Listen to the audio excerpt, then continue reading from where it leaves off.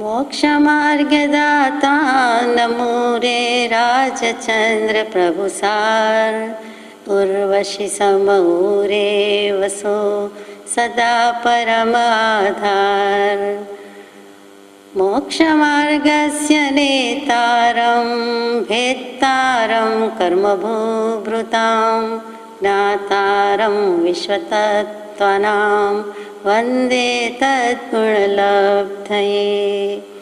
साधन कैक कैक करि थाक्यो पण भवबंधन मुक्त थयो ना तत्वज्ञानी गुरुजेने मळ्या भवबंधनथी मुक्त थयो।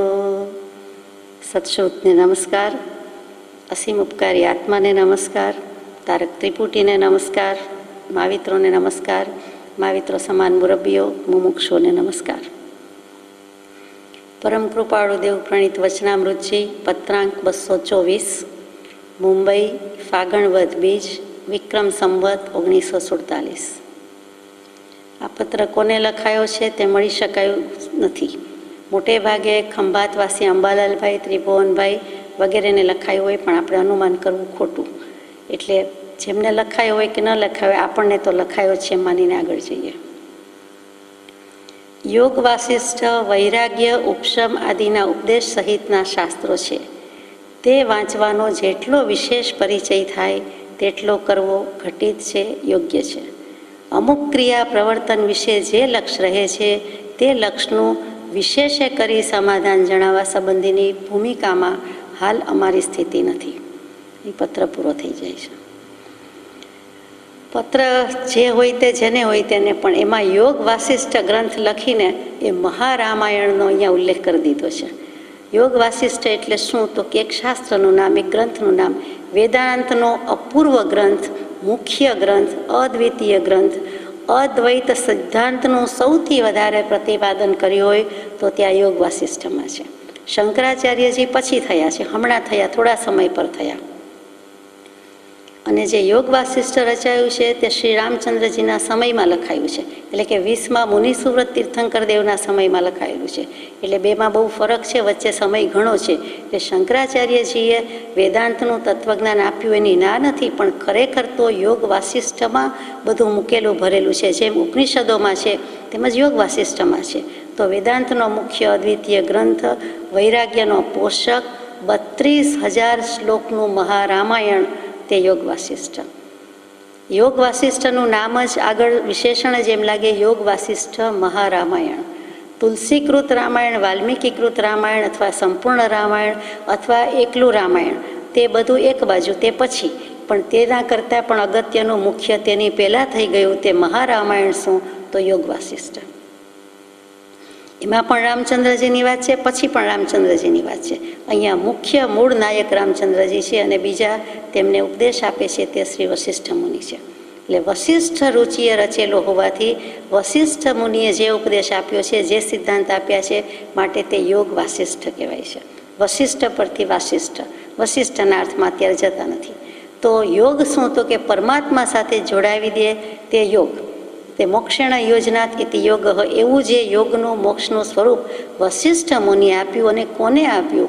દેનાર કોણ ને લેનાર કોણ? તો કે શ્રી રામચંદ્રજીને આપ્યો તે ઉપદેશ, તેનું નામ યોગ વાસિષ્ઠ। એટલે આ યોગ વાસિષ્ઠનું સીધી સાદી વાત સમજીએ તો પહેલાં તો જગતનું સ્વરૂપ સમજાવવાનો પ્રયાસ કર્યો છે। જગતનું સ્વરૂપ કેવી રીતે? તો કે સ્પંદન, સ્ફૂર્ણા, લીલા, ઉલ્લાસ અને પછી વિવર્ત અને આભાસ, એ બધા શબ્દ પ્રયોગ જે વેદાંત ફિલોસોફીમાં કે દર્શનમાં છે તે યોગ વાસિષ્ઠમાં મુકાયેલા છે। એટલે કે વશિષ્ઠ મુનિએ તે રીતે સમજાવ્યું છે। તો રામચંદ્રજીને ઉપદેશની શું જરૂર પડી? તદ્ભવ મોક્ષગામી છે, 9મા બળદેવ, જેમ 9 બળદેવ થાય એમાંના એક છે, વળી તે જ ભવે મોક્ષે ગયેલા છે, જીનાગમથી કે વેદાંત દર્શનથી, હિન્દુ ધર્મથી, કોઈ પણ રીતે એમને ઉપદેશ આપવાની જરૂર પડે તો કે મર્યાદા પુરુષોત્તમ શ્રી રામ શું મર્યાદામાં નહોતા? મર્યાદામાં જતા, આત્માની મર્યાદામાં જતા, અને એમાં શ્રેષ્ઠ પુરુષ થયા, ઉત્તમ એવી જ્ઞાન ચેતનાના સ્વામી થયા, એટલે પુરુષોત્તમ થયા। તો પછી તેમને ઉપદેશની કેમ જરૂર?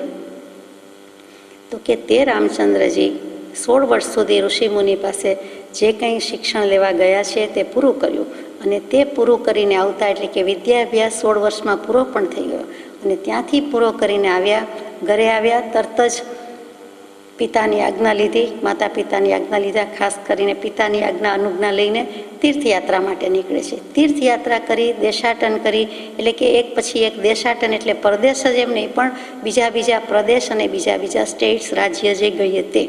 તો એ બધું કરીને પાછા આવ્યા તો ઘરમાં એટલો બધો પોતાને વૈરાગ્ય વર્તે છે કે સંસાર પ્રત્યે વૈરાગ્ય છે, પોતાની જાત પ્રત્યે વૈરાગ્ય છે કે પોતે આત્માને આત્માની વાતમાં જોઈ તેવું લાગે છે. એટલે સંસારમાં શીખ્યા, સમજ્યા, ભણ્યા, ગણ્યા, હવે રાજકાજ સંભાળવાનો વારો છે. એની બદલે બધી જ જવાબદારી, ફરજથી મુક્ત થવું હોય, આ દેહ જ ન જોઈતો હોય, આ જન્મ મરણથી નિવૃત્તિ જોતી હોય, એટલો વૈરાગ્ય વર્તે છે. નિત્ય કર્મ અને સ્નાન, ભોજન ઇત્યાદિકમાં પણ ઉપેક્ષા આવી ગઈ. દરરોજ માતા પિતાને જે વિનય કરવા જતા હોય એનો પણ જાણે કે અનાદર નથી પણ ઉદાસીનતા છે, ઉપેક્ષા ભાવ આવી જાય છે. તો તે વખતે જે વર્ણન મૂક્યું છે તેને આપણે સીધી સાદી ભાષામાં, પરમ પૂજ્ય બ્રહ્મચારીજીની ભાષામાં જોઈએ તો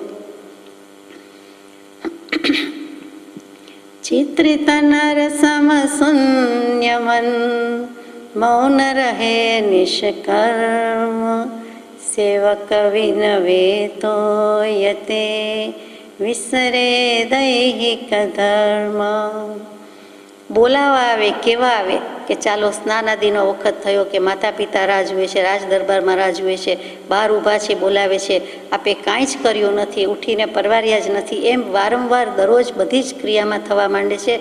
તો બ્રહ્મચારીજીએ સુંદર લખ્યું તે વખતે શ્લોકનું ગુજરાતી છે કે ચિત્રિત નરસમ શૂન્ય મન, કે મન સાવ શૂન્ય થઈ ગયું છે, ઇન્દ્રિયો શૂન્ય થઈ ગઈ છે અને ચિત્રામણ કર્યું હોય, કોઈ પણ ચિત્ર ગમે તેટલું આબેહૂબ દોર્યું હોય પણ એમાંથી વ્યક્તિ ઉઠીને બોલવા ના માંડે, હસવા ના માંડે, કાંઈ ક્રિયા કરવા માંડે નહીં. ગમે તેટલું આબેહૂબ રિયાલિટી બતાવતું જ હોય, નીતરતું હોય, તેમ છતાં એ ચિતરેલું છે, એમ ચિત્રામણ કરી મૂક્યું છે. એમ જેમ ચિત્રમાં મૂકેલી કોઈ વ્યક્તિ ઉઠે નહીં કે કાંઈ વસ્તુ પોતાની મેળે હલનચલન કરે નહીં, તેવી જ રીતે ભગવાન હોવા છતાં, રામચંદ્રજી હોવા છતાં પણ તે વખતે કાંઈ જ કરતા નથી, એટલું બધું મન શૂન્ય થઈ ગયું છે. એકાંત સેવન, વિચાર મગ્ન અને દેહ દુર્બળ, શરીર પર અસર પડી ગઈ, એટલું બધું દૌર્બલ્ય કે નબળાઈ આવી ગઈ, નિર્બળતા આવી ગઈ. અને તે વખતે પિતા દશરથજીને ચિંતા થાય છે. માતા પિતાને બધાને થતી હશે પણ પ્રજા નહીં થતી હશે, પણ પિતાશ્રીને એકદમ ચિંતા થાય છે. એટલે એ ચિંતિત બની ગયા છે. અને તે વખતે વશિષ્ઠ ઋષિને બોલાવે છે કે વશિષ્ઠ મુનિ, તમે અમારા કુળગુરુ વગેરે છો, અમારા આચાર્ય ઉપાધ્યાય છો, રામચંદ્રજીનું શું કરીશું? અને તે બરાબર ચર્ચા ચાલતી હોય છે, બર્નિંગ પ્રોબ્લેમ લાગતો હોય છે. અને તે ચર્ચા વાર્તાલાપ વખતે જ વિશ્વામિત્ર ઋષિ પધારે છે. અને વિશ્વામિત્ર કહે છે કે હે દશરથ, રીતસર ઓર્ડર કરતા હોય, આદેશ આપતા હોય તેમ મેં યજ્ઞ માંડ્યો છે અને એમાં રાક્ષસો હેરાન કરે છે, તો એ રાક્ષસોને મારવા માટે કે એનો ત્રાસ દૂર કરવા માટે તમે રામચંદ્રજીને મોકલો. ભણી ગણીને છોકરો તૈયાર થઈને આવ્યા છે તો મોકલો. અને વિશ્વામિત્રનો આદેશ ઉઠાવવો જ પડે. વશિષ્ઠ કહે છે હા, હું સમજાવું છું. ત્યારે દશરથજી કહે છે, જેમ આપણે અત્યારે કહેતા હોઈએ છીએ તેમ કે હમણાં સૂઈ ગયા છે, ઊંઘી ગયા છે, ઠીક નથી, પછી આવશે. સંતાન, માવતર, ઘરના કોઈ ઘરવાળા, ઘરવાળી બધાને પ્રોટેક્ટ કરતા હોય, એના વતી જવાબ આપતા હોય, એવી જ રીતે ત્યાં દશરથજી પણ પિતા છે તો કહે છે કે એમણે તો હમણાં ઠીક નથી, મૂડમાં નથી, હજુ ત્યાંથી આવ્યા છે, શરીર પણ સારું નથી, વગેરે વગેરે. તો ત્યાં વશિષ્ઠજી વારે છે અને વિશ્વામિત્ર, વશિષ્ઠનો ડાયલોગ શરૂ થાય છે. તો વિશ્વામિત્ર કહે છે કે તમે એને સમજાવજો, અંધારામાં પડ્યા છે રામ, એટલે અંધકારમાંથી કાઢજો બહાર. એટલે કે અજ્ઞાનરૂપી અંધકાર વર્તે છે રામચંદ્રજીને, તો એને જ્ઞાનરૂપી પ્રકાશના અજવાળા એટલે કે પાથરજો અને એને કાંઈ કહેજો, આપણે કહીએ કે સમજાવજો અને એને પછી મોકલજો. વશિષ્ઠ બીડું ઝડપે છે, કહે છે હું જરૂર રામને સમજાવીશ, એ તો સત્પાત્ર છે, અધિકારી છે, યોગ્ય વ્યક્તિ છે અને હું એને સમજાવીશ અને મોકલીશ. વિશ્વામિત્ર વિદાય લે છે. વશિષ્ઠજી રામજીને બોલાવે છે, રામચંદ્રજીને, કે આ શોભે નહીં, આમ હોય નહીં, તમે તો ઘણા યોગ્ય છો પણ ખરેખર આ કરવા યોગ્ય નથી. મારે તમને કેટલું કરવાનું છે, તમારે યજ્ઞમાં જવાનું છે, યજ્ઞમાં જાય પણ છે, મોકલે પણ છે, પણ એ પછી ને પહેલાં જે ઉપદેશ અપાય છે તેનું નામ યોગ વાસિષ્ઠ. તે વખતે જે ઉપદેશ ચાલે છે એટલું મોટું રામાયણ છે, તે એમાં મોક્ષની વાત પણ સમજાવે છે. મોક્ષના 4 દ્વારપાળ છે, ત્યાંથી શરૂ કરે છે કે શમ, વિચાર, સંતોષ અને સત્સંગ, આ 4 દ્વારપાળ છે. આ ચારેય વિશે પરમ પૂજ્ય બ્રહ્મચારીજીએ યોગ વાસિષ્ઠ મહારામાયણ, એમાંથી લઘુયોગ વાસિષ્ઠ, એમાંથી લઘુયોગ વાસિષ્ઠ સાર, અને એ સંસ્કૃત શ્લોકનું સારાંશ રૂપે પણ ક્યાંય કશું બાકી ન રહી જાય એવી રીતે સુંદર મજાનું ભાષાંતર પણ મૂકેલું છે. અને તેની આપણે વિચારણા બહુ જ ટૂંકમાં કરીએ છીએ. તો પહેલું મૂક્યું શમ, બીજું વિચાર, ત્રીજું સંતોષ, અને ચોથું સત્સંગ સત્સમાગમ, બંને કૌંસમાં મૂકેલું છે. અહો સત્પુરુષના વચનામૃત મુદ્રા અને સત્સમાગમ. તે જ વાત આવીને ઊભી રહી કે તો જીવનો મોક્ષ થાય છે. અને તમને જે અત્યારે આ વૈરાગ્ય આવ્યો છે તે અપૂર્વ છે, ઉત્કટ છે, મોક્ષે લઈ જાય તેવો છે, પણ અત્યારે તમારી કેટલીક જવાબદારી છે, કેટલું કર્તવ્ય છે. અને તેના માટે શિષ્યના પક્ષે વિશુદ્ધ પ્રજ્ઞા જોઈએ, ખરી અભિપ્સા જોઈએ, અને ગુણાતીત થવાની તમન્ના જોઈએ. ત્રિગુણાતીત થવાનું છે, સત્વગુણ, રજોગુણ અને તમોગુણ. અને ખરી જિજ્ઞાસા, ખરી અભિપ્સા, માત્ર મોક્ષ અભિલાષ જોઈએ, અને વિશુદ્ધ પ્રજ્ઞા જોઈએ. ત્યાં જે આપણે કશાયની ઉપશાંતતા કહીએ, સરળતા કહીએ, વિશાળતા કહીએ, મધ્યસ્થતા કહીએ, જીતેન્દ્રિયતા કહીએ, કે તત્વ પામવાનું ઉત્તમ પાત્ર છે, તે કૃપાળદેવે 40મા પત્રમાં મૂક્યું, ત્યાં વિશુદ્ધ પ્રજ્ઞામાં મૂકી દીધું છે. વિવેક અને વૈરાગ્ય હોય તે જ જ્ઞાનની વાત સાંભળવાની યોગ્ય છે. બાકી જ્ઞાનની વાત અમે કરતા પણ નથી. તમારામાં વિવેક છે, વૈરાગ્ય છે, એટલે કંઈક કહેવાનું મન થાય છે. એટલે ત્યાંથી યોગ વાસિષ્ઠની શરૂઆત થાય છે. જગતનું સ્વરૂપ કેવી રીતે, તો એ પણ લીલાથી ગાય છે, વિવર્તથી ગાય છે. એટલે કે જે અદ્વૈત સિદ્ધાંત છે, વેદાંત દર્શનની માન્યતા છે, તે બધી રીતે મૂકે છે. અને આ ગ્રંથની વિશિષ્ટતા, અદ્ભુતતા કે અતુલ્યતા એ છે કે કોઈ એક ગ્રંથ બીજા ગ્રંથનો આધાર લઈને એના વિશે કે એના ઉપર ભાષ્ય કરે તેમ નથી. આ સ્વતંત્ર વિચાર શ્રેણી છે. આ તદ્દન મૌલિક છે, અને તેમાં સૌથી વધારે બુદ્ધિ સ્વાતંત્ર્ય ઉપર ભાર મૂક્યો છે. મુક્તિ સ્વાતંત્ર્ય જોઈએ છે, પણ અને છે પણ ખરું, પણ તેના માટે બુદ્ધિ સ્વાતંત્ર્ય, બુદ્ધિની સ્વતંત્રતા ઉપર વશિષ્ઠએ ન જાણે કેમ ઘણો ભાર મૂક્યો છે. એમાં પૂર્વ રામાયણ અને ઉત્તર રામાયણ. પૂર્વ રામાયણમાં 6 કાંડ, અહીંયા આપણે વાત કરીએ છીએ, અભિપ્રેત છે, તે ઉત્તર રામાયણની વાત કરીએ છીએ, લેટર પાર્ટ છે તે. તો એ ઉત્તર રામાયણમાં 6 પ્રકરણમાં શું મૂક્યું? પહેલું વૈરાગ્ય પ્રકરણ, બીજું મુમુક્ષુ પ્રકરણ, ત્રીજું ઉત્પત્તિ પ્રકરણ, ચોથું સ્થિતિ પ્રકરણ, 5મું ઉપશમ પ્રકરણ, અને 6ઠું નિર્વાણ પ્રકરણ. આ 6 પ્રકરણમાં બધું કહી દીધું. વૈરાગ્યથી મોક્ષ, વૈરાગ્યથી નિર્વાણ સુધી લઈ ગયા છે. પહેલું વૈરાગ્ય પ્રકરણમાં શું? રામચંદ્રજીને તો અપૂર્વ વૈરાગ્ય હતો જ, તો પણ વૈરાગ્ય પ્રકરણ લખ્યું છે. એ વૈરાગ્ય પ્રકરણ વશિષ્ઠ મુનિએ શ્રી રામચંદ્રજીના મુખે મુકાવ્યું છે. એટલે કે શિષ્યને શંકા કરતો હોય અને પછી સદગુરુ સમાધાન કરે, તેમ આત્મસિદ્ધિજી છે તેવી રીતે મૂકે છે. તો રામચંદ્રજીના વૈરાગ્ય હોવાથી કહે છે લક્ષ્મીને શું કરવી છે, અને લક્ષ્મીના થાય તેટલા દોષ વર્ણન કર્યા છે. એ સુલક્ષ્મી તો ક્યાંય લાગતી જ નથી, અને ધનલક્ષ્મી અપલક્ષ્મી જ લાગે છે. અને લક્ષ્મીથી જ જ્યાં મન ઉઠી ગયું છે, રૂઠી ગયું છે, એ લક્ષ્મીના દોષ, ગુણને બદલે દોષ વર્ણવવામાં કંઈ બાકી રાખ્યું નથી. એક એક દોષ, એક એક શ્લોક વાંચીએ તો એમ થાય કે લક્ષ્મી ઉપરથી માન ઉઠી જાય. વાંચીએ ત્યારે ઉઠી જાય, પછી પણ ઉઠી જાય. એટલે એટલું વર્ણવી શક્યા છે, એટલો વૈરાગ્ય છે. જેના હાથમાં રાજ્ય લક્ષ્મી છે, એ રાજ્યની ધુરા વહન કરવાની છે, એને આત્મલક્ષ્મીની જ પડી હોવાથી બધી આ રાજ્ય લક્ષ્મીના કે કોઈ પણ ધનલક્ષ્મીના એમણે દોષ જ વર્ણવ્યા. બધાનું મૂળ અહંકાર છે, એ પણ પોતે કહે છે, સમજે છે. એટલે કહે છે કે વૈરાગ્ય જ જોઈએ, અને અહંકાર છે, અને અહંકાર મૂળ્યું છે, એ નથી જોઈતું. હું છું, હું કરું છું, એ કર્તૃત્વ ભાવ જ જોઈતો નથી. પછી ચિત્તના દોષ બધા વર્ણન કર્યા છે, કે ચિત્તનું જ બધું કરે છે. વેશો વિજયજી મહારાજ કહે તેમ કે ક્લેશે વાસિત મન તે સંસાર, અને ક્લેશ રહિત મન તો તે ભવપાર. એ જ વસ્તુ અહીંયા મૂકી કે ચિત્તના પણ ઓછા દોષ નથી. મન નથી કીધું, ચિત્ત કીધું છે. અને પછી તૃષ્ણા વિશે પણ લખ્યું છે કે તૃષ્ણા અને મોહ એની જોડી પણ અખંડ છે. એમાં પહેલું શું એ કહેવું પણ મુશ્કેલ છે. તો આ બધું વર્ણન કર્યું છે. એટલે કે પોતે પોતાનો વૈરાગ્ય ગાયો છે, પણ વશિષ્ઠ મુનિના મુખે એમણે રચના કરી હોવાથી એ ગાય છે. આમ પણ પોતાનો વૈરાગ્ય પોતે લખી શકે, એના કરતાં વૈરાગ્ય દશા હોવાથી પોતે લખી શકે જ નહીં, લખવામાં વૃત્તિ જાય પણ નહીં. એટલે બીજો લખે તો જ થાય. પછી ઉત્પત્તિ, સ્થિતિ અને લય, એટલે ઉત્પાદ, વ્યય, દ્રવ્ય, એ કહે છે રામચંદ્રજી એના વિનાથી નો કોઈ પદાર્થ નથી. એટલે કે કોઈ પણ પદાર્થ કે કોઈ પણ વસ્તુમાં ઉત્પાદ, વ્યય, દ્રવ્ય તો થયા જ કરે છે. એના વિનાનો કોઈ પદાર્થ નથી. તો આ જગત આમ ચાલ્યા જ કરે, મને વિશ્રાંતિ જોઈએ છે. મારામાં પણ ઉત્પાદ વ્યય થયા જ કરે, મને વિશ્રાંતિ જોઈએ, હર હંમેશની વિશ્રાંતિ જોઈએ, ચિરકાળ સુધીની, શાશ્વત કાળ સુધીની જોઈએ, યાને કે મોક્ષ જોઈએ. મન પાવે વિશ્રામ, એટલે આત્માનો અનુભવ જોઈએ. જે બનારસીદાસજીએ કીધું છે તે જ, કે અનુભવ યાકો નામ, જ્યાં મન વિશ્રાંત પામે છે, વિરામ પામે છે. શ્રમથી થાકી ગયું હોય તે શ્રાંત, પણ વિશ્રાંત કે હવે મન થાકી જાય તેવું નથી, સંકલ્પ વિકલ્પ નીકળી જાય છે, તે જોઈએ છે તેટલો વૈરાગ્ય એમણે ગાયો છે. આ પહેલા પ્રકરણનો ટૂંકમાં આપણે સાર 1 લીટી 2 લીટી 1 મિનિટમાં કહી દીધો. પછી બીજું પ્રકરણ છે મુમુક્ષુ પ્રકરણ. તો કૃપાળદેવની વ્યાખ્યા તો આપણે જાણીએ છીએ કે સર્વ પ્રકારની મહાશક્તિથી મૂંઝાઈને એક મોક્ષ માર્ગની વિશે યત્ન કરવો તે મુમુક્ષુ. પણ અહીંયા મુમુક્ષુ શું કીધા છે? તો કે વાસના 2 પ્રકારે છે. કેટલીક વાસના આત્મા તરફ લઈ જાય છે, કેટલીક વાસના આત્માથી પરાંગમુખ કરે છે, વિમુખ કરે છે.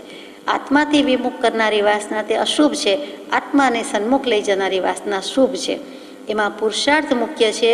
દૈવને નસીબને હવાલે કરી દઈએ તો ચાલે નહીં, અને એને આશરે કદી પણ રામચંદ્રજી રહેવું નહીં.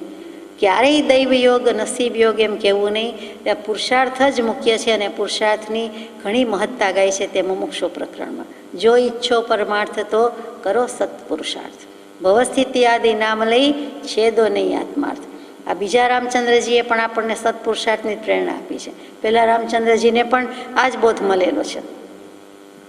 તમારો વૈરાગ્ય અપૂર્વ છે, અતુલ્ય છે, અને પરમ જ્ઞાનરૂપી બીજ વાવવા માટે તમે જ સુયોગ્ય માધ્યમ છો. એટલે વશિષ્ઠ તરફથી રામચંદ્રજીને છાપ મળી ગઈ કે તમે યોગ્ય છો, અધિકારી છો, પાત્ર છો, અને તમારો વૈરાગ્ય ઉચ્ચ કોટીનો છે, અપૂર્વ છે અને અતુલ્ય છે. એટલે મુમુક્ષુ થઈ ગયા, આત્માર્થી થઈ ગયા. સંસાર પ્રત્યે અનાસક્તિ હતી, વૈરાગ્ય હતો, અને સાથે સાથે આ પણ આવી ગયું. એટલે મુમુક્ષુ થયા પછી હવે કહે છે કે ચાલો જગતની વાત કરું. એટલે ઉત્પત્તિ પ્રકરણ શરૂ કર્યું. ઉત્પત્તિ પ્રકરણનો સાર શું 2 લીટીમાં? તો કે દ્રષ્ટા ઉપર દૃશ્ય પદાર્થોની સત્તા હોવી એ જ બંધન છે. દ્રષ્ટા, જોનારો, જાણનારો, એટલે આપણો આત્મરામ, એના ઉપર આ દૃશ્ય પદાર્થોની સત્તા હોવી. આ જગતના ઇષ્ટ અનિષ્ટ, નિત્ય અનિત્ય, નિત્ય તો એક આત્મા જ છે. એ જે અનિત્ય પદાર્થ અડ્ડો જમાવીને બેઠા છે, અથવા તો એનું જ પ્રોમિનન્સ ડોમિનન્સ થઈ જાય છે, જે કંઈ છે એના પ્રભાવ તળે છે, એની સત્તા વર્તે છે, એ જ બંધન છે, એ જ સંસાર છે. અનિત્ય પદાર્થ આપણા ઉપર રાજ કરી જાય છે, તે જ સંસાર, તે જ બંધન.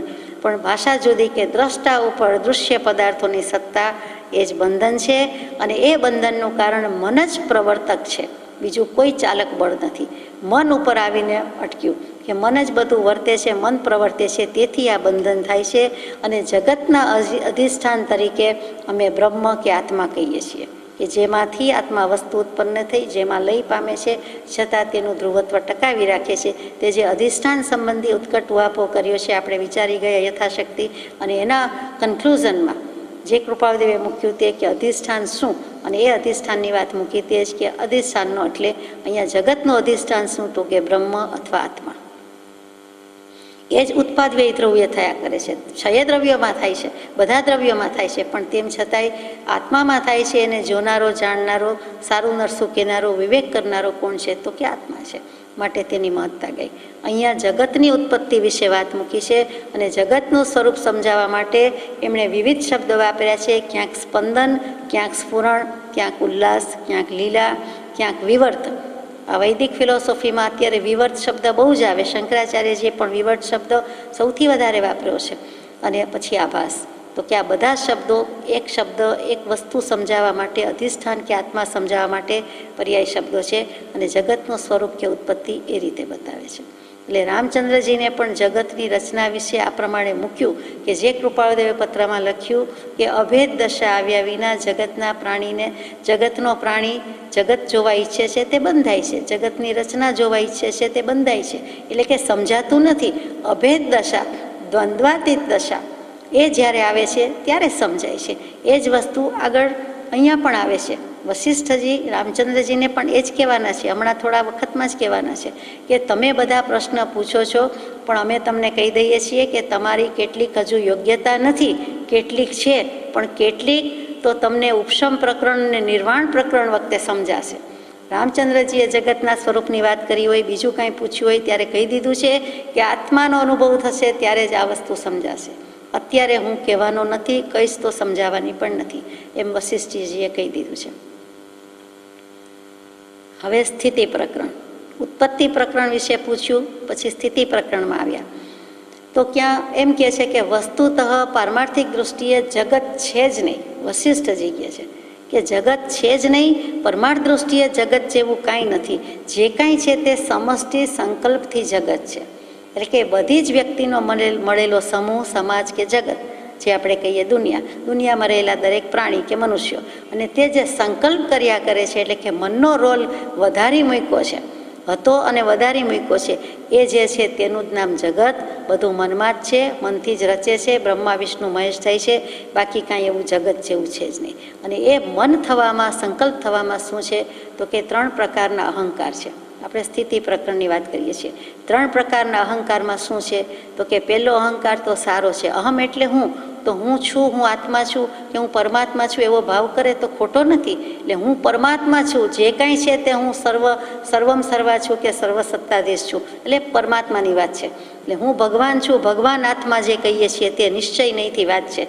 તો કે એ અહંકાર હોવા છતાં એ સારો અહંકાર છે, કરવા યોગ્ય અહંકાર છે. એમાંથી ભાન પ્રવટશે, જ્ઞાન પ્રવટશે. બીજો અહંકાર પણ પ્રમાણમાં ઠીક છે કે હું આ સર્વથી જુદો છું, હું સર્વમ સર્વા, હું પરમાત્મા, પણ છતાં કહે છે કે હું એને જોનારો, જાણનારો એવો જુદો છું, અલાયદો છું, અલગ છું, ન્યારો નિરાળો છું, નોખો છું. આ મન, શરીર, ઇન્દ્રિય, પ્રાણ, વસ્તુ એ બધાથી હું જુદો છું. જુદો તરીને, તારવીને, મારી જાતને તારવીને હું વિચારી શકું છું, કહી શકું છું, ન્યાય કરી શકું છું અને વિવેક કરી શકું છું. એટલે એ અહંકાર કરે એ પણ ખોટો નથી.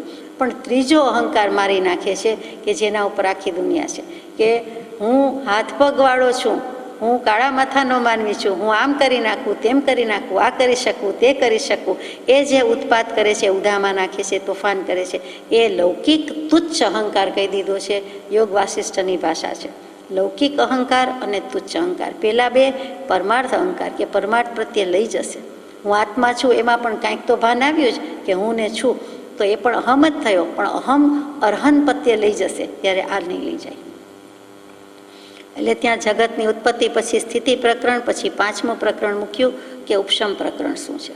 તો ઉપશમ પ્રકરણ બહુ શબ્દ ગમે, જાણીતો છે કે જે કાંઈ નશ્વર પદાર્થો છે, નાશવંત પદાર્થો છે, એના માટેની આસક્તિ છે એને જળ મૂળથી ઉખેડી નાખવી જોઈએ. જે વસ્તુ કૃપાળુદેવે ગાંધીજી જેવા ગાંધીજીને 530માં પત્રમાં મૂક્યું તે કે અનિત્ય પદાર્થ પ્રત્યે મોહ બુદ્ધિ હોવાને લીધે અસ્તિત્વ, નિત્યત્વ, અવ્યાબાદ સમાધિ સુખ ભાનમાં આવતું નથી.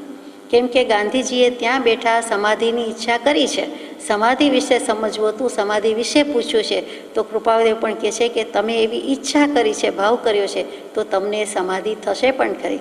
અને એમ કરીને મૂકી દીધું છે કે અત્યારે શું હાલ છે, ભવિષ્યમાં જે સમાધિ થાય તે, તો કે અનિત્ય પદાર્થ પ્રત્યે મોહ બુદ્ધિ હોવાને લીધે પોતાને પોતાનું જ અસ્તિત્વ ખ્યાલમાં નથી આવતું, નિત્યત્વ ખ્યાલમાં આવતું નથી. પરિણામે અવ્યાબાદ છે સમાધિ સુખ, એ પણ ભાનમાં આવતું નથી. એ વસ્તુ બીજું કાંઈ નથી. ઉપશમ પ્રકરણનો સાર થયો. ઉપશમ પ્રકરણ એ જ કહે કે નાશવંત પદાર્થ, અનિત્ય પદાર્થ, નશ્વર પદાર્થમાં જાણે કે ઈશ્વર્ય હોય એમ માનીને વર્તીએ છીએ તો એ જળમૂળથી ઉખેડી નાખવા યોગ્ય છે. રામચંદ્રજી જેવાની કહે છે. અને તમે જાણો છો તો જાણ્યા પછી પ્રીતિ કરો. જોકે રામચંદ્રજી તો કહે જ છે કે હું જાણું છું અને મારે પ્રીતિ આસક્તિ કરવી નથી, તો પણ કહે છે કે જાણ્યા પછી પ્રીતિ આસક્તિ કરે છે તે તો નર નથી પણ ખર છે. એટલે ત્યાં નર નથી, મનુષ્ય નથી, પણ 4 પગવાળું વ્હાઈટ કલરનું પ્રાણી કહી દીધું છે.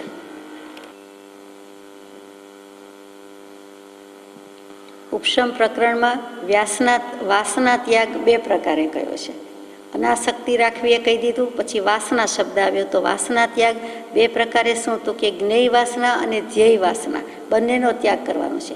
ધ્યેય વાસનાનો ત્યાગ શું, તો સીધી સાદી રીતે કહીએ તો હું પદાર્થ નથી અને પદાર્થ મારા નથી.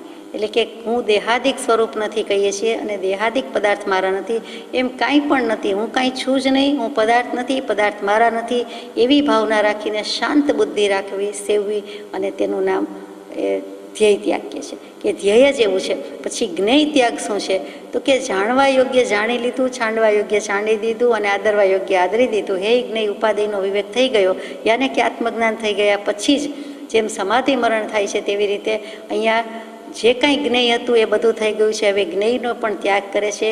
વાસનાનો ક્ષય થઈ ગયો, મમતાનો ત્યાગ થઈ ગયો અને દેહ ત્યાગ કરવાનો પણ વારો આવી ગયો. તેનું નામ જ્ઞેય ત્યાગ.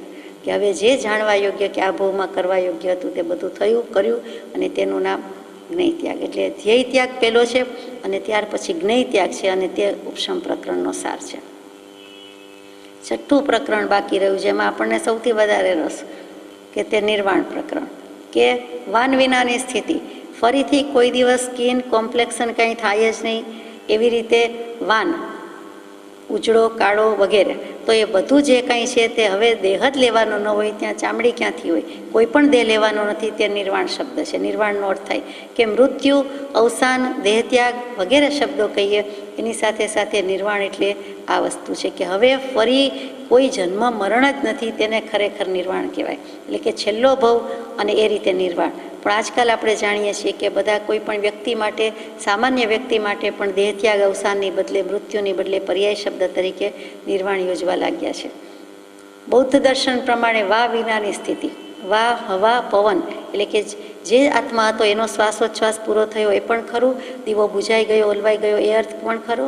અને બીજી રીતે જુઓ તો હવે મોક્ષમાં જાય છે એટલે હવે કોઈ દિવસ એને વા લેવાનો, શ્વાસ લેવાનો વારો આવતો નથી. એટલે કે હવે શ્વાસોચ્છ્વાસ નથી, કેમ કે જન્મ નથી, કાયા નથી, કર્મ નથી. તો એ પણ નિર્વાણ થાય છે. અહીંયા આપણે નિર્વાણ પ્રકરણ એટલે મોક્ષ પ્રકરણ કહીએ છીએ કે આત્માનો હવે આત્યંતિક મોક્ષ થાય છે. શેનાથી? તો કે કર્મથી, ભ્રાંતિથી અને માયાથી છૂટવું, તેનું નામ મોક્ષ છે. જીનાગમ કહે છે કે કર્મથી છૂટી જવું, સમસ્ત કર્મોનો સર્વથા ક્ષય, કૃત્સ્નમ કર્મક્ષયો મોક્ષ. વેદાંત કહે છે કે ભ્રાંતિ એટલે કે ભ્રાંતિ પંચક, 5 પ્રકારની ભ્રાંતિ છે, એ બધી ભ્રાંતિથી છૂટી જવું તે મોક્ષ છે. અને સાંખ્ય દર્શન, યોગ દર્શન વગેરે માયાને મહત્ત્વ આપે છે તો કે માયાથી છૂટી જવું તે મોક્ષ છે. એટલે બધા દર્શનની વાત આવી જાય છે, તેનું નામ મોક્ષ. અને તે મોક્ષની શબ્દ વ્યાખ્યા અને તે જ બીજું કાંઈ નહીં પણ નિર્વાણ. તો હવે વશિષ્ઠજી રામચંદ્રજીને કહે છે કે હે રામ, તમારો વૈરાગ્ય તો છે જ, અપૂર્વ વૈરાગ્ય છે.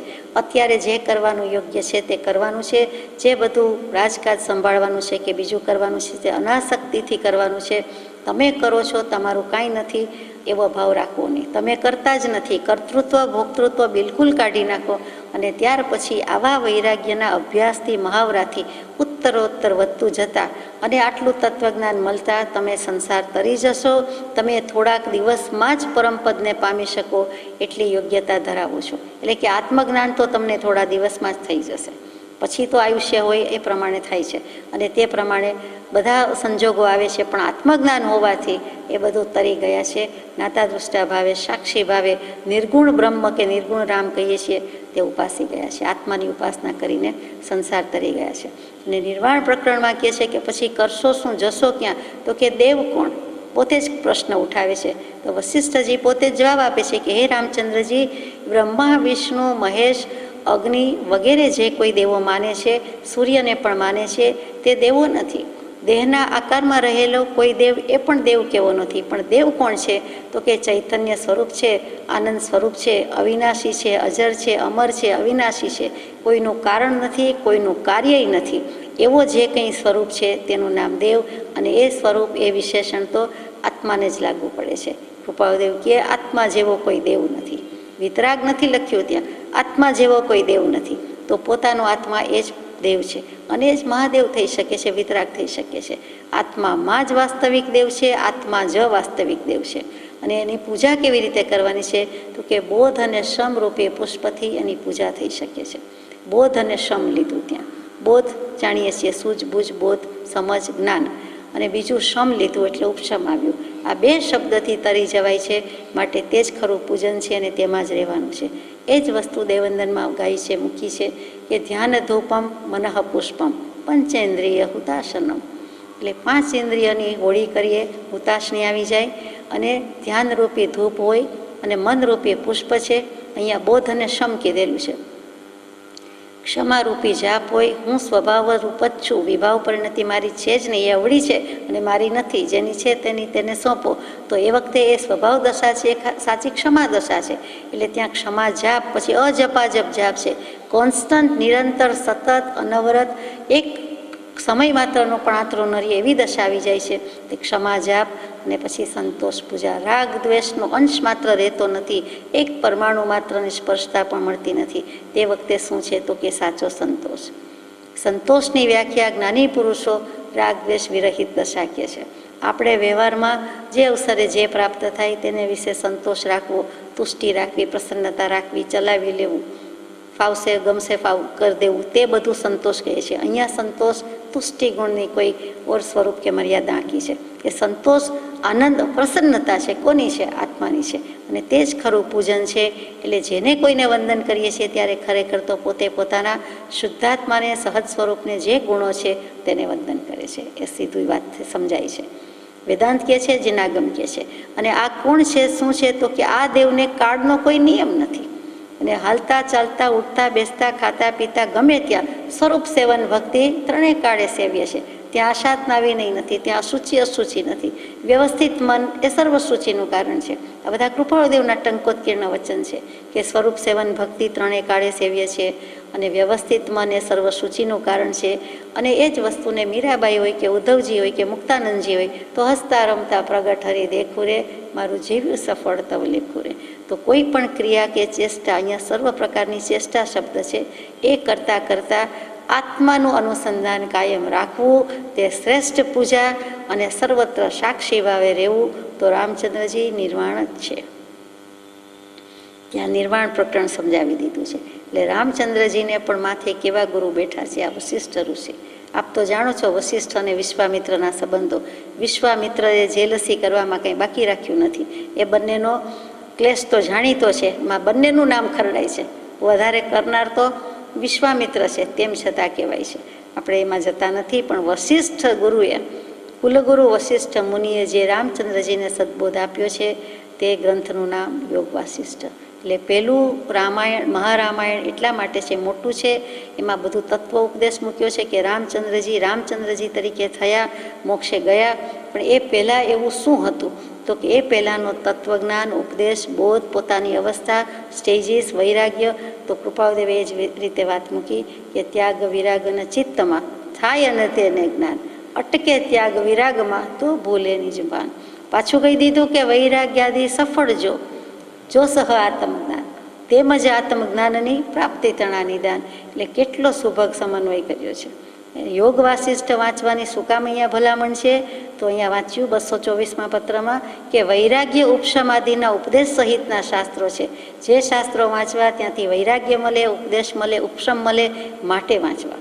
વર્ણનાત્મક શૈલીવાળા શાસ્ત્રો વાંચવા કરતાં કૃપાળુદેવ કે વૈરાગ્ય લાવો, વૈરાગ્ય લાવો. વૈરાગ્ય આંખને પાંખ તો પછી છે, પણ એના વિના કાંઈ થતું જ નથી. જોતું નહીં તો કુછ ભી નહીં હે. પહેલો વૈરાગ્ય હોય તો જ આત્માનું કલ્યાણ થાય, મોક્ષે જવાય. વૈરાગ્ય જ નથી. દુનિયા જોતા, અત્યાર સુધીનું બધું જોતા આપણને લાગે કે જીવને મહાત્મા પ્રત્યે જ મોહ ના આવ્યો અને પોતાનામાં સાચો ખરો વૈરાગ્ય જ ના આવ્યો. જો વૈરાગ્ય આવે તો તે જીવનું તે ભવે કલ્યાણ થાય જ, સંભવે જ, સવાલ જ નથી. ભવકટી થાય જ, ભવો ઓછા થઈ જ જાય, ગણતરીના ભવ બાકી રહે, એ પણ અવસ્થા આવે જ જો વૈરાગ્ય હોય તો. પાયામાં પહેલો વૈરાગ્ય, પછી બધું જોઈએ છે, પણ પહેલો વૈરાગ્ય. અને વૈરાગ્ય હશે તો પછી એને ઉપશમ થાય તેવો બોધ તો મળી રહેશે. પણ પહેલી અનિવાર્યતા, પાત્રતા માટે અહીંયા વૈરાગ્ય કીધું હોય એવું લાગે. તે વાંચવાનો જેટલો વિશેષ પરિચય થાય તેટલો કરવો ઘટિત છે. અમુક ક્રિયા પ્રવર્તન વિશે જે લક્ષ રહે છે તે લક્ષનું વિશેષે કરી સમાધાન જણાવવા સંબંધીની ભૂમિકામાં હાલ અમારી સ્થિતિ નથી. અમારો ઉપયોગ આત્મામાં વર્તે છે, એટલે કેટલીક ક્રિયા કરવી, કેટલીક ક્રિયા ન કરવી. આ ક્રિયા કરો તો આ લક્ષ બંધાય કે એ બધું કહેવાનું, સમાધાન કરવાનું અત્યારે અમારા સ્ટેજમાં આવતું નથી. અમે એવું કહીએ તેમ નથી. અને એના કારણ પણ વધારે આવે છે કે પોતાને નિવૃત્તિ નથી, ઉપાધિ યોગમાં જકડાયેલા છે, બેઠેલા છે. સમાજ એમને ઉપાધિમાં જુએ છે, જગત એમને ઉપાધિગ્રસ્ત જુએ છે, વ્યવહાર વ્યસ્ત જુએ છે, વણિક જુએ છે, વ્યાપારી જુએ છે, વ્યવહારી જુએ છે. પણ એ તો કહે છે અમે તો વ્યવહારિયા હરિતારા નામના કે શ્રી રામના, અમારે બીજો કોઈ નથી. અમારો વ્યવહાર વેપાર આત્મા જ છે, સમ્યક દર્શન જ્ઞાન ચારિત્ર જ છે. પણ એ પોતે જાણે છે, સમજે છે. દુનિયા આમ જુએ છે એટલે કેટલુંક એમને કરવું ગમતું નથી. પ્રગટમાં માર્ગ કહેવાની એમની અત્યારે તો ઈચ્છા પણ નથી. આગળ જઈએ. પત્રાંક 225, મુંબઈ, ફાગણ વદ 30, શનિ, વિક્રમ સંવત 1947. સુગ્નભાઈ, નામ નથી લખ્યું, પણ આ પત્ર ખંભાતવાસી પૂજ્ય અંબાલાલભાઈને લખાયો છે. ભાઈ, ત્રિભુવનનું એક પ્રશ્ન ઉત્તર આપવા યોગ્ય છે. ત્રિભુવનભાઈનો પત્ર મળ્યો છે ને એમાંનો એક પ્રશ્ન એવો છે કે જેનો જવાબ આપવા યોગ્ય છે. તથાપિ તો પણ હાલ કંઈ ઉદયકાળ એવી જાતનો વર્તે છે કે એમ કરવામાં નિરૂપાયતા રહી છે, તે માટે ક્ષમા ઈચ્છું છું. અમારો ઉપાધિનો ભીડો ને ઉદય છે એટલે અમે કંઈ લાચાર છીએ કે અમારી પાસે કોઈ લાઈલાજી છે, ઉપાય છે નહીં, એટલે હું ક્ષમા ઈચ્છું છું. આ મહાપુરુષોનો વિનય કેવો છે! પોતાના સંયોગ આવા છે તો પણ પાછી ક્ષમા તો ઈચ્છે જ છે, ક્ષમા માગે જ છે. ભાઈ ત્રિભુવનના પિતાજીને મારા યથાયોગ્યપૂર્વક કહેશો કે તમારા સમાગમમાં રાજીપો છે.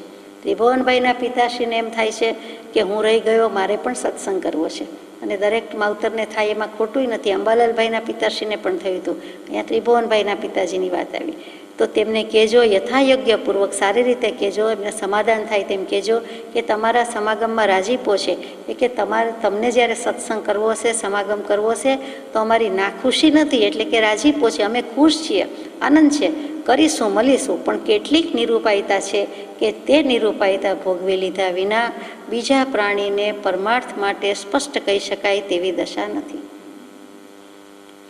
કેટલીક નિરૂપાયતા છે, લા ઇલાજી હોય ત્યાં કોણ કોને હાથ દે, જ્યાં લા ઇલાજી સર્વની ત્યાં કોણ કોને હાથ દે, તો કે તમારા સંજોગ એવા છે, અમારા સંજોગ આવા છે, તો આ ઉપાય અમારે એવી રીતે વર્તાવવો પડશે, મોક્ષનો ઉપાય બતાવવો પડશે, પણ અત્યારે નિરૂપાયતા છે એટલે અમારે ભોગવીએ જ છૂટકો છે, સંપર્ણતિએ ભોગવી લીધા વિના છૂટકો નથી. અને બીજા પ્રાણી કહી દીધું, કોઈને અમે પરમાર્થ માટે સ્પષ્ટ કાંઈ કહી શકીએ તેવી દશા નથી. એટલે કે નિશ્ચયથી કહેવાની વાત આવે, મોક્ષની વાત કહેવાની આવે તો અત્યારે આ ઉપાધિના યુગમાં અમે કહી શકીએ તે ઠીક નથી. અને તે માટે દીનભાવથી તમારી ક્ષમા ઈચ્છીએ છીએ. એટલે કે તમારી ક્ષમા ઈચ્છી છે, ઓલરેડી લખાઈ ગયું છે. દીનભાવ એટલે ગરીબડાપણું, લાચારીપણું, વિવશતા એમ નથી, પણ દીનભાવ એટલે નમ્ર ભાવથી તમારી ક્ષમા ઈચ્છું છું.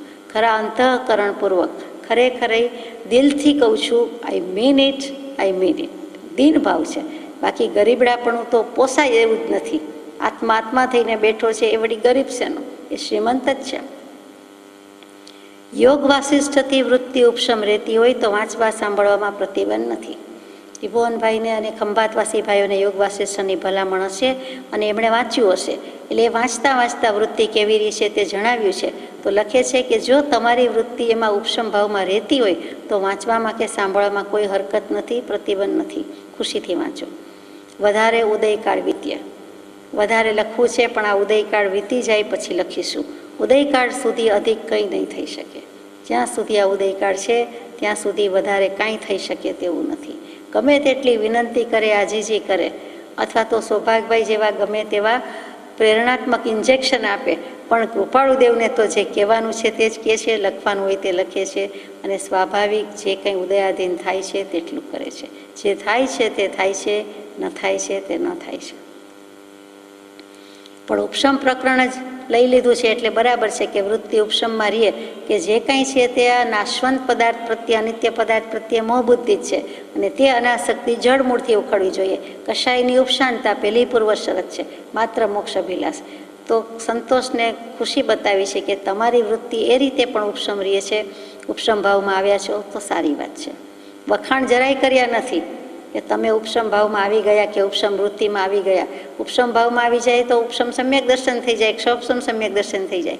તો એ બધું કૃપાળુદેવને જ્ઞાનમાં અભિપ્રેત છે કે હજી તો વાર છે, એવું લખ્યું નથી. પછીનો પત્ર લઈએ. પત્રાંક 226, મુંબઈ, ફાગણ, વિક્રમ સંવત 1947. સત સ્વરૂપને અભેદ ભક્તિએ નમસ્કાર. વચ્ચે પણ પત્રોમાં ઉપરા છાપરી સત સ્વરૂપને નમસ્કાર આવ્યા કરતા હતા. અહીંયા પણ કૃપાળુદેવે સત સ્વરૂપને અભેદ ભક્તિએ જ નમસ્કાર કર્યા છે. કાં તો અભેદ ભાવ લખે, કાં તો અભેદ ભક્તિ લખે. તે વખતે વિચાર્યું હતું તે જ કે સત સ્વરૂપ શુદ્ધાત્મ સ્વરૂપ, પરમાત્મા સ્વરૂપ, અને અભેદ ભક્તિ એ પરાભક્તિથી કોઈ ભિન્ન ભાવ નથી, અમારામાં ને પરમાત્મામાં કોઈ ભિન્ન ભાવ નથી, અને તેવા ભાવથી અમે નમસ્કાર કરીને આગળ લખીએ છીએ. છોટાલાલભાઈ માણેકચંદભાઈ ખંભાતવાસી છે, તેમને લખાયેલું આ પત્ર છે. સુગ્નભાઈ છોટાલાલ. અત્ર આનંદ વૃત્તિ છે. સુગ્ન, અંબાલાલ અને ત્રિભુવનના પત્ર મળ્યા એમ તેમને કહેશો. અવસર પ્રાપ્ત થયે યોગ્ય ઉત્તર આપી શકાય તેવું ભાઈ ત્રિભુવનનું પત્ર છે. અત્ર આ સ્થળે, આ સમયે આનંદ વૃત્તિ છે. અમારી વૃત્તિ આનંદમાં જ છે. સુગ્ન, અંબાલાલ અને ત્રિભુવનભાઈના પત્ર મળ્યા છે એમ તેમને કહેશો. અંબાલાલભાઈને ભાઈ અને સુગ્ન બે સંબોધન આવ્યા જ કરે છે દર વખતે, પત્રમાં લગાતાર છે. એમાં ભાઈ પણ એમને એકને ખાસ લખાય છે અને સુગ્ન પણ એમને જ લખાય છે. અને ત્રિભુવનભાઈ બંનેના પત્ર મળ્યા તે પહોંચ આપી દેજો. અને અવસર પ્રાપ્ત થાય, અવસર શું તો કે પ્રસંગોપાત, ચાન્સ મળીએ, અવકાશ મળીએ, નિરાંત મળીએ, નવરાશ મળીએ અને તક મળીએ, બધા અર્થ બેસે તો એ પ્રાપ્ત થઈએ અમે યોગ્ય ઉત્તર આપી શકીએ તેવા કંઈક ત્રિભુવનભાઈનું પત્ર છે. એટલે કે કંઈક ઊંડું, ઝાઝું, લાંબુ કંઈક પૂછાવ્યું છે અને સવિસ્તર અપેક્ષા રાખી છે, એટલે પછી લખીશું. વાસનાના ઉપશમ અર્થે તેમનું વિજ્ઞાપન છે. પછી આપણને સસ્પેન્સમાં રાખતા નથી, પછી વિષય શું છે કહી દીધો કે વાસનાના ઉપશમ અર્થે તેમનું વિજ્ઞાપન છે કે મારી વાસના ક્ષય કેવી રીતે થાય. આપણે સામાન્ય રીતે વાસના એટલે કામ વિષયની જ વાસના સમજીએ છીએ, સ્પર્શેન્દ્રિયના એકમાત્ર વિષયની વાસના સમજીએ છીએ. હકીકતમાં વાસના જેમાં વસીને રહે છે તે એટલે ઈચ્છા, કોઈ પણ જાતની ઈચ્છા, અપેક્ષા, ભૌતિક, માયિક, દુનિયાવી કાંઈ પણ હોય. ઘણી વખત તો અધ્યાત્મ જગતમાં ધર્મ પ્રાપ્ત કરવાની વાસના છે એને પણ ધર્મ વાસના કહી છે. પછી મિથ્યા અને સમ્યક બે ભાગ પડે છે. હમણાં પણ આપણે વાત લીધું એમાં પણ વાસના ત્યાગ બે પ્રકારે લીધો, ધ્યેય ત્યાગ અને જ્ઞેય ત્યાગ. એટલે અહીંયા વાસના કહેતા એક જ વિષયની વાસના નથી, પાંચે પાંચ ઇન્દ્રિયના વિષયો જે ઈચ્છા કરે છે, જે મન કરે છે તે વાસના છે. એમાં શાસ્ત્ર વાસના પણ આવી જાય છે, ભૌતિક વાસના આવે છે, લૌકિક વાસના આવે છે, જગતની કાંઈ પણ ઈચ્છામાં ઈચ્છા હોય કોઈ પણ વસ્તુ વ્યક્તિની તે પણ આવે છે. તો એ બધી જ વાસનાનો ક્ષય થાય એટલે તૃષ્ણાનો ક્ષય થાય, ઈચ્છાનો ક્ષય થાય. તો જબ ઈચ્છા કા નાશ તબ મીટે અનાદિ ભૂલ, હે ઈચ્છા દુઃખ મૂલ રે જીવ ક્યાં સોચત. હવે તો એ ઈચ્છા ઉપરથી, વાસના ઉપરથી, તૃષ્ણા ઉપરથી બધું લઈ લીધું અને એનો ક્ષય કરવા માટે તેમનું વિજ્ઞાપન એટલે કે નિવેદન છે. અને તેનો સર્વોત્તમ ઉપાય તો જ્ઞાની પુરુષનો જોગ મળવો તે છે. જુઓ, વશિષ્ઠ અને રામચંદ્રજીમાં યોગ વાસિષ્ઠમાં વશિષ્ઠજી એમ નથી કહેતા કે તમારે સત્પુરુષનો જરૂર છે, સત્સુગુરુની જરૂર છે. ટેકન ફોર ગ્રાન્ટેડ કે એમના કુલગુરુ કે સાચા અર્થમાં ગુરુ છે જ. એટલે વશિષ્ઠજી સત્પુરુષ, ગુરુ બધું જ છે. અને પછી જે બોધ આપ્યો છે તે યોગ વાસિષ્ઠ.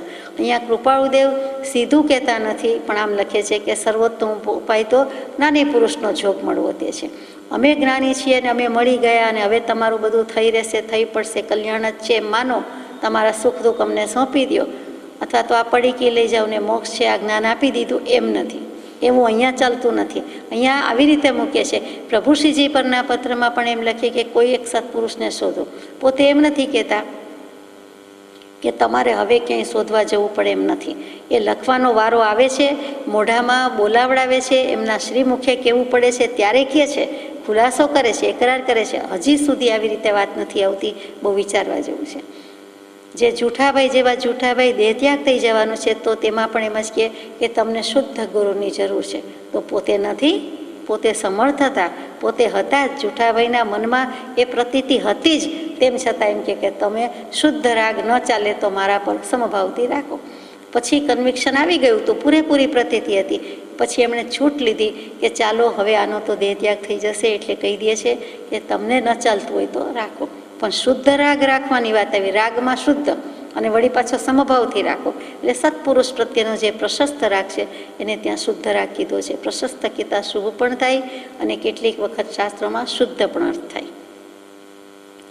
એટલે જ્ઞાની પુરુષનો જોગ મળવો તે છે. વાસિત બોધની જરૂર નથી, ઉછીના બોધની જરૂર નથી, બીજા પાસેથી લીધેલો કરેલો એ બોધ નહીં, પણ જ્ઞાની પુરુષનો જોગ. જોગ શું તો કે સંજોગ. એમનો સત્સંગ થાય, એમનો સમાગમ થાય, અથવા તો એમનો કંઈક જોગ થાય, એમાં એમની યોગ થાય, બીજું કાંઈ નહીં. દૃઢ મુમુક્ષુતા હોય અને અમુક કાળ સુધી તેવો જોગ મળ્યો હોય તો જીવનું કલ્યાણ થઈ જાય આ નિશંક માનજો.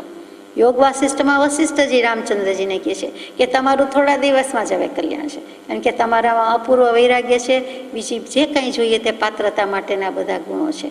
અને અહીંયા પોતે જ કહે છે કે હવે આ પત્રમાં આ પ્રમાણે લખે છે કે દૃઢ મુમુક્ષુતા હોય તો, મુમુક્ષુ તો કહી દીધા છે, આત્માર્થી કહી દીધા છે, પણ જો હવે તમને જ્ઞાની પુરુષનો જોગ થઈ ગયો, જે પોતાને છે જ, પોતાનો એ છોટાલાલભાઈને જોગ છે જ, થોડા સમય સુધી ચાલુ રહ્યો તો જીવનું કલ્યાણ થાય જ એમ નિશંક માનજો. આ નિશંક માનજો, એટલે આ વચન નિશંક માનજો, આ વાત નિશંક માનજો.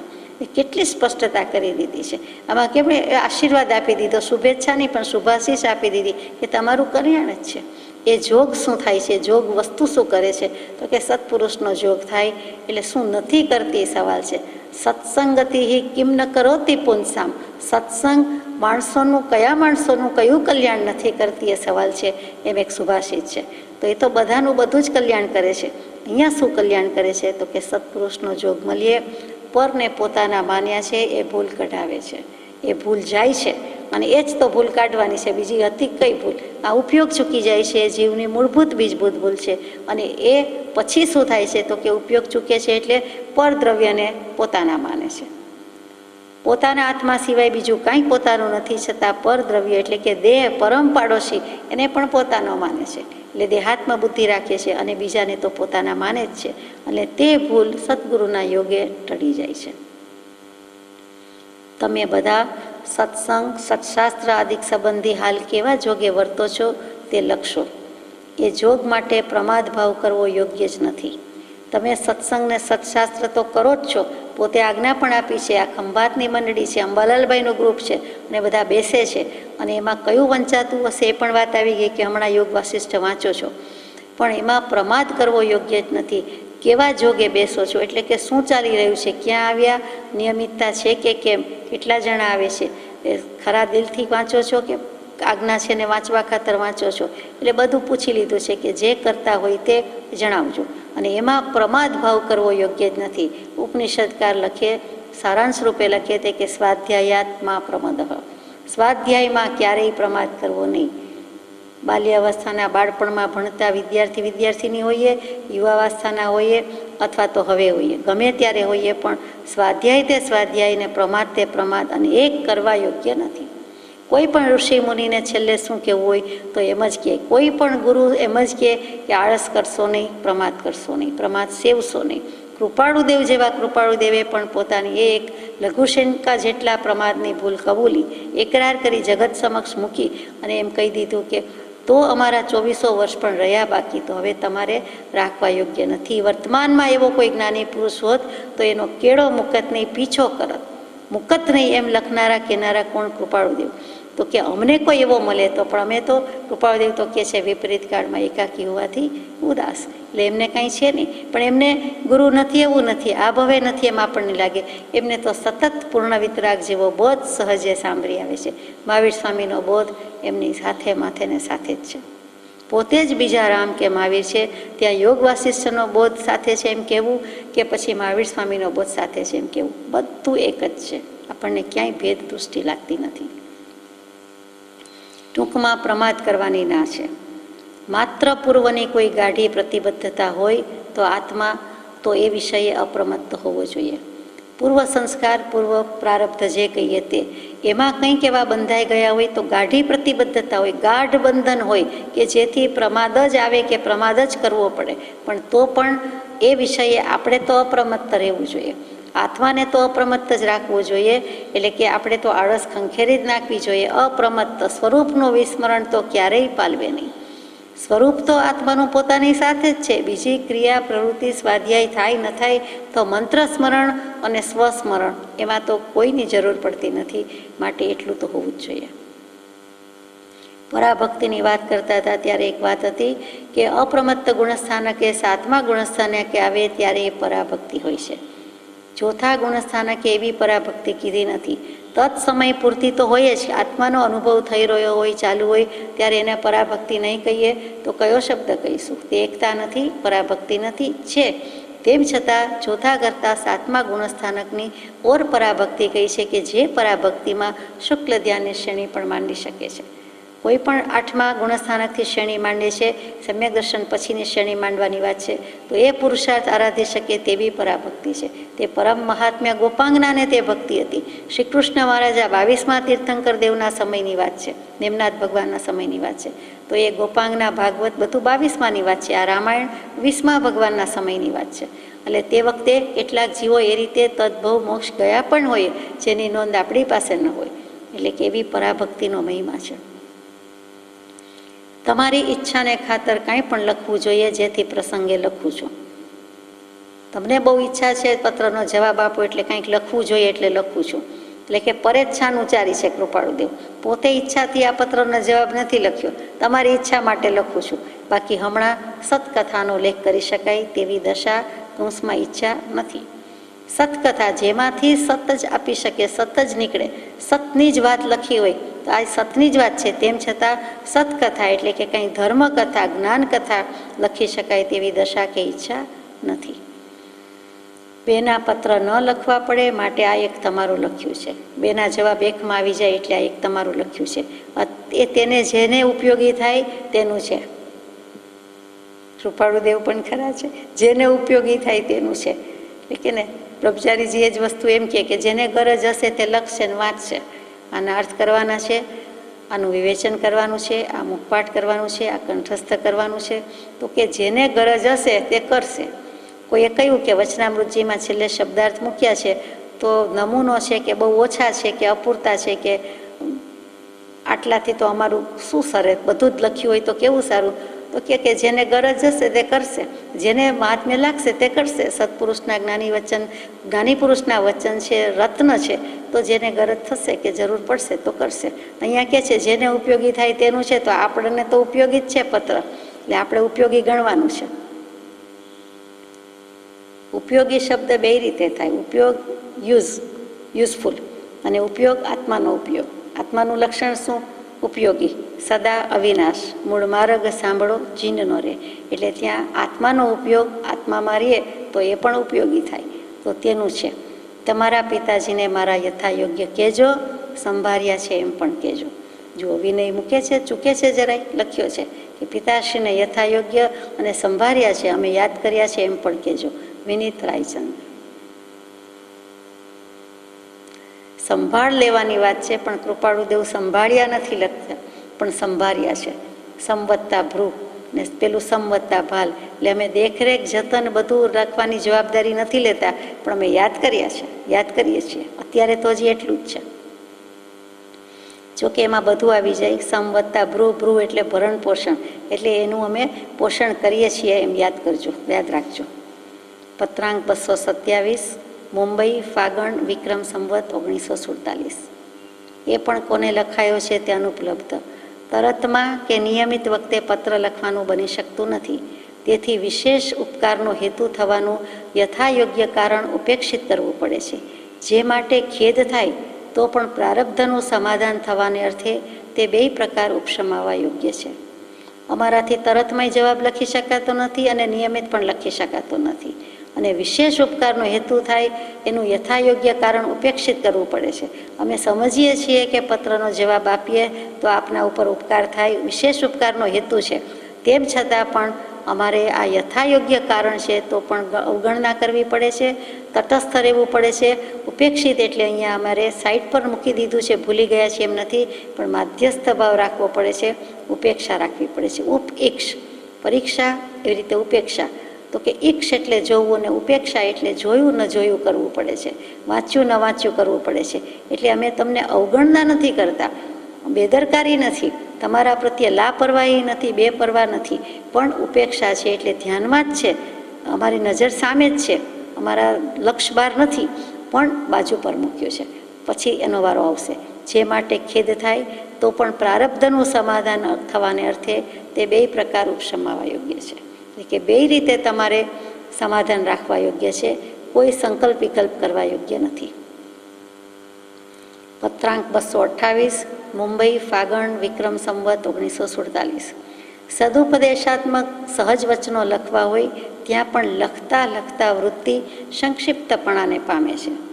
આ પત્ર પણ કોને લખ્યો છે તે મળ્યું નથી, કેમ કે તે વચનોની સાથે સમસ્ત પરમાર્થ માર્ગની સંધિ મળેલી હોય છે. શું કામ અમારે વચન લખતા વૃત્તિ સંકોચાઈ જાય છે? તો કે છે સદુપદેશાત્મક, કંઈક ઉપદેશ આવે, કંઈક સતનો ઉપદેશ આવતો હોય, આત્માનો આવતો હોય, એવા સ્વાભાવિક વચન લખવા હોય તો પણ અમારી વૃત્તિ મોડી પડે છે, સંકોચાઈ જાય છે, અમને ક્ષોભ થાય છે. કેવું? તો કે વચનની સાથે સમસ્ત પરમાર્થ માર્ગની સંધિ મળેલી હોય છે. જે લખવું હોય છે એની સાથે મોક્ષ માર્ગનું અનુસંધાન તો હોય જ છે, સ્વરૂપનું અનુસંધાન તો ભેગું જ છે, સંધિ સાંધો મળેલો જ છે, ત્યાં થયેલું જ છે, એટલે કે જોડાયેલું જ છે. અને તે વાંચનારને ગ્રહણ થવી દુષ્કર થાય એમ છે. એટલે વાંચનાર ટૂંકામાં સમજી જાય એવું નથી, હજી વાંચનારની યોગ્યતા એવી નથી. પત્ર મેળવનારને અઘરું પડે, વિકટ પડે, દુષ્કર થાય એમ છે. એટલે કે સ્વરૂપનું અનુસંધાન હજી કરી શકે તેમ નથી. એ સંધિ કરવી, ઉપયોગનું જોડાણ કરવું, એ અનુસંધાન કરવું એ દુષ્કર થાય એમ છે. અને વિસ્તારથી લખતા ક્ષપક્ષમ ઉપરાંત વાંચનારને અવગાહવું કઠણ પડે. જો લાંબુ લખવા જાય, સવિસ્તર લખવા જાય તો વાંચનારનો ક્ષપક્ષમ એટલો નથી, એટલે એનું અવગાહન કરવું, એમાં ઊંડું ઉતરવું, સમજવું પણ એને કઠણ પડે. વળી લખવામાં કંઈક બાહ્ય આકાર ઉપયોગની પ્રવૃત્તિ કરવી પડે, તે પણ થઈ શકતી નથી. બાહ્ય આકાર ઉપયોગ એટલે લીટી પૂરી થાય ને હાથને ખસવું પડે, લખવું પડે, જમણું ડાબું કરવું પડે, પેનનું ઢાંકણ ખોલવું પડે કે બોલપેન દબાવવી પડે. આપણે સમજવા માટે આપણી ભાષાથી વાત કરીએ છીએ તો એ બાહ્ય આકાર ઉપયોગ પરવડે તેમ નથી. એ આત્મામાંથી વાત નીકળીને બહાર નીકળીને વૃત્તિને એમ કરવું ફાવે તેવું નથી. આમ અનેક કારણસર પત્રોની પહોંચ પણ કેટલીક વાર લખાતી નથી. અને તેમ છતાં આટલું વચનામૃત જે આપણને મળી શક્યું છે એ પુરુષને ઘણું આકરું લાગ્યું છે, ઘણું કડવું લાગ્યું છે. આંખના પાપણની પાસેથી રેતી ઉપડાવવા જેટલી એમને વિકટતા લાગી છે. આંખના પાપણ પાસેથી કાંઈ ન ઉપડે, એના ઉપર ફોતરાનું ફોતરું અંશનો અંશ હોય એ કાઢવું મુશ્કેલ છે. એટલો ભાર પણ એ ઝીલી શકતું, લઈ શકતું નથી. તો એની પાસેથી રેતી ઉપડાવવા જેવું ભગવાને કામ કર્યું છે. આપણને આટલી કૃપા કરુણા કરીને આપ્યું છે, આટલું વેઠીને આપ્યું છે, અને તેમ છતાં આપણે એ વચનો વાંચવા વિચારવા જેટલો પણ સમય ફાળવી શકતા નથી. શું કહેવું આપણે આપણી જાતને, શું કહેવું? અહીંયા 228મો પત્ર પૂરો થાય છે અને અનુસંધાન હોવાથી 229, 30 વગેરે પછી લઈશું. અને સારાંશ રૂપે યોગ વાસિષ્ઠના આપણને આટલું જ સમજાય કે કલ્પના અને સતનો ડિફરન્સ બતાવ્યો છે. એ કન્ક્લુઝનમાં એમ કહીએ કે કલ્પના કોને કહીએ તો આપણે કલ્પનાનો અર્થ ધ્યાન, તરંગ, ખોટા ખ્યાલ, ભ્રમણા, વેમ બધું કરતા હોઈએ. પણ યોગ વાસિષ્ઠકાર વશિષ્ઠ મુનિએ કલ્પના કોને કહી, જે 211મા પત્રમાં મૂકે છે કે કલ્પના સતની નજીક પણ જણાતી નથી, તેથી ક્યાંય પર છે, આઘે છે. એ આપણે સીધો સાદો અર્થ તો કૃપાળદેવે લખ્યો ને સમજ્યા, વિચાર્યો. હવે કલ્પના અહીંયા યોગ વાસિષ્ઠકાર વશિષ્ઠ મુનિ કહે છે કે દેહ આદિમાં અહમભાવ તે કલ્પના. શરીર વગેરેમાં અહમભાવ એટલે કે દેહ તે હું થઈ ગયું છે, મારો હાથ, મારો પગ, મારું માથું, પેટ દુખે તે, એટલે દેહાદિમાં અહમભાવ તે કલ્પના. હવે આ તો નરી વાસ્તવિકતા છે કે દેહને થાય છે ને કહીએ છીએ, એમાં ખોટું શું છે? સત્ય છે, સાબિત થઈ શકે તેમ છે, એક્સરે વગેરે કહી શકે એમ છે, ડૉક્ટર્સ કહી શકે એમ છે. તેમ છતાં દબાવતા દુખે છે, વિચારતાય દુખે છે, બધું કહીએ છીએ તો પણ દેહાદિમાં અહમભાવ કર્યો તે તો કલ્પના જ છે. એ થાય છે તે થાય છે, પણ તેથી મારું શું કામ માન્યું, હું પણ ને મારાપણું કેમ મૂક્યું, એટલે કલ્પના છે. એવી જ રીતે નાશવંત પદાર્થમાં પ્રીતિ તે કલ્પના છે. નાશવંત પદાર્થ જે કંઈ અનિત્ય પદાર્થ છે, નાશવંત પદાર્થ છે. તો દેહ નાશવંત પદાર્થ છે કે નિત્ય પદાર્થ છે? પોતાનો પરમ પડોશી દેહ એ પણ નાશવંત પદાર્થ છે. તો બીજા બધા તો છે જ, એટલે કેટલાકને બીજા પદાર્થ પ્રત્યે વધારે પ્રીતિ હોય છે, પોતાના દેહ પ્રત્યે નથી એમ દાવો કરે છે. તો કૃપાદેવ યોગ વાસિષ્ઠમાં વશિષ્ઠ મુનિ કહે છે કે નાશવંત પદાર્થ, જડ પદાર્થ એમાં પણ પ્રીતિ કરવાની નથી, અને દેહ પણ સાથે છે એટલે સચેતન લાગે છે, પણ ખરેખર તો એ જડ જ છે. એ જડ ભાવે જ પરિણમે છે, અને એના જે લક્ષણ છે તે જડ જ છે. પ્રગટ લક્ષણ એ ભાન. પૂતગલનો સ્વભાવ પૂર્ણગલન થવાનો છે, નાશવંત છે, સડન પડન વિધ્વંસન છે. એમાં પ્રીતિ રાખીએ છીએ, એમાં આસક્તિ કરીએ છીએ, એ સૌંદર્યનું જતન કરીએ છીએ. એ દેહ છે માટે એની સાર સંભાળ કે આડઝંઝાળ, પાડ પંપાડ બધું કરીએ છીએ, તે કલ્પના છે. હવે આવું કોણ લખે? આ વિદ્યમાન દૃશ્ય તે પરમાર્થ દૃષ્ટિએ સત્ય છે એવો વિચાર તે પણ કલ્પના છે. આ જે જગત દેખાય છે તે ખોટું છે અથવા તો કલ્પના છે, તો આપણે કહીએ શું ખોટું છે? આ ટ્રેન છે, આ બસ છે, આ કાર છે, આ ફોન છે, અને આ જે કંઈ છે તે છે, મંદિર છે કે આ માઇક છે, એ દેખાય છે ને કહીએ છીએ તો કે એ વિદ્યમાન કે અવિદ્યમાન? આપણી દૃષ્ટિમાં જેટલું દેખાય છે, જેટલું હયાતીમાં છે એટલું તો માનીએ, બીજા લોકનું ન માનીએ તો કાંઈ નહીં. તો કે એ જે માનીએ છીએ અને વળી એમ કહીએ છીએ કે તે પરમાર્થ દૃષ્ટિએ સત્ય છે, દુનિયા છે જ, સાચી જ છે ને, આમાં ખોટું શું છે? આને જગત મિથ્યા કોણ કહે? એવા જો ભાવ કરીએ છીએ તો એવો વિચાર તે પણ કલ્પના છે. આત્માનું સતત અનુસંધાન તે કલ્પના ત્યાગ. આ કલ્પના છોડવાની છે. તો કે આત્માનું એક શબ્દ મૂકી દીધો છે, સતત અનુસંધાન. એક તો સંધાન જ થયું નથી, સાંધ્યું જ નથી, ઉપયોગ જોડ્યો નથી. જો જોડીએ તો આત્માનું સતત અનુસંધાન તે કલ્પના ત્યાગ, અને આત્મજ્ઞાન જ ખરું જ્ઞાન. બીજું જ્ઞાન આભાસ, અપૂર્ણ જ્ઞાન. ટૂંકમાં બ્રહ્મચારીજી કહે છે તેમ, જેવા થવું હોય સદાય તેવો વિચાર અભ્યાસ અનન્ય સેવો. દેહાદિ ચિંતા ફળ દેહ ભાળો, સ્વરૂપ સંગે પરમાત્મતા લ્યો. શ્રી રાજચંદ્ર પ્રભુપાદ વંદો. સજાત્મ સ્વરૂપ પરમ ગુરુ.